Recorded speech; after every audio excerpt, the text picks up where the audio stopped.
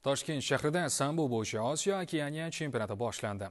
Ilk tadbirlar hakam va murabbiylar ishtirokidagi seminar bo'ldi. O'quv kurslarini esa Xalqaro sambo federatsiyasi texnik komissiyasi rahbari Sergey Tabakov olib bordi. Hozir shu haqida. Sambo bo'yicha Osiyo chempionati oldidan tashkil etilgan seminarda nafaqat hakamlar, balki musobaqada shogirdlarini gilamga olib chiquvchi murabbiylar ham ishtirok etdi.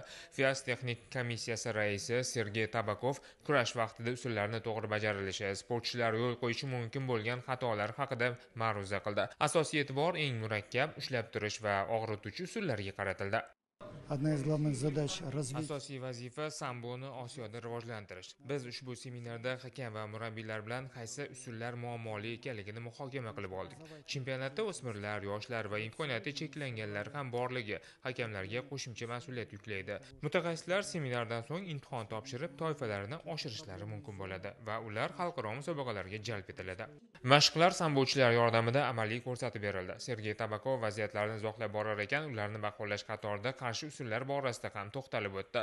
Seminarda Osiyo okeaniya chempionatining hakamlar hay'ati tarkibidan o'rin olgan hamyurtlarimiz Olim va Rustam Odilov, Murodxon To'rayevlar ham ishtirok etdi. Yana bir hamyurtimiz Islom Odilov bosh hakam sifatida faoliyat olib boradi.